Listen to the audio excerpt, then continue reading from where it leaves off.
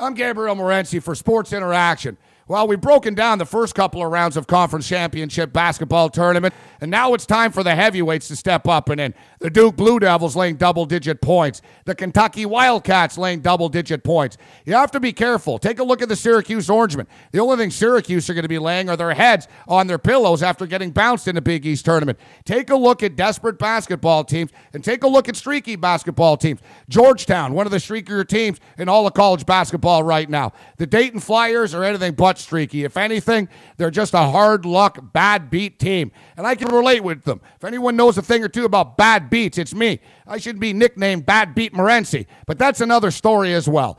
You look at Dayton, they take on Xavier. Xavier knows they're going to the dance, win or lose against Dayton. Dayton needs a W. If the Flyers don't get it done, the only place they're going to be flying is back to campus. And these kids would rather be playing basketball come tournament time than listening to some history professor, blah, blah, blah, blah, blah. I'm going to take a look at the Dayton Flyers in this basketball game. They come into it with the confidence of already blasting Xavier earlier. They beat them like 90-65. They also lost by 4 points on the road. I think Dayton knows they can play with Xavier. They're also the hungrier team. Unfortunately, hunger won't be enough for the Michigan Wolverines. And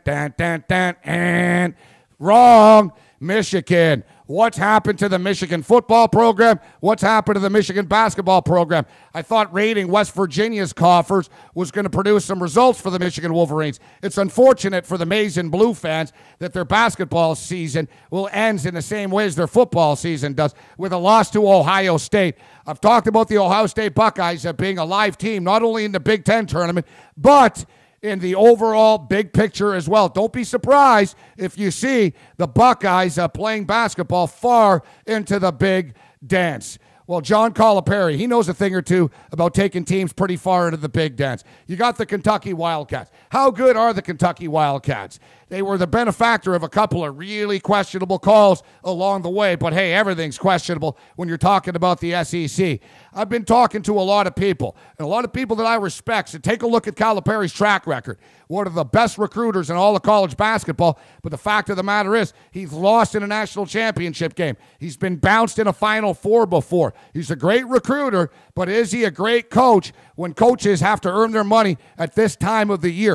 Kentucky might get it done in the SEC tournament, but when it's all said and done, I don't think the Kentucky Wildcats will be cutting down the nets. Now, we talk about desperate basketball teams. The St. Louis Billikens have really put it together. And I'll tell you what, Coach Majerus doesn't only like to eat birds, he knows how to coach them as well. St. Louis, a live dog. And take a look at teams that like to slow the tempo down. Slow.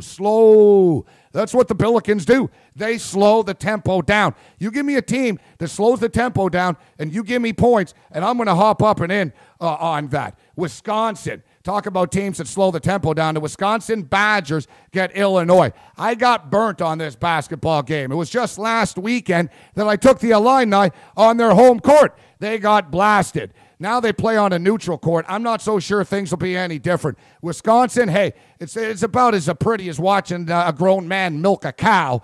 But when you watch the cheeseheads play basketball, they know what they're doing. And once again, come conference tournament time, come big dance time, you want teams that can play defense. You know, I've heard the expression before. Offense sells tickets. Defense wins championships. But hey, what do I know? All I know is I'm having a great time talking college basketball, and I'm having an even better time betting college basketball. And don't forget about all that live betting as well. If I go wrong somewhere, hey, I abort, and I change sides.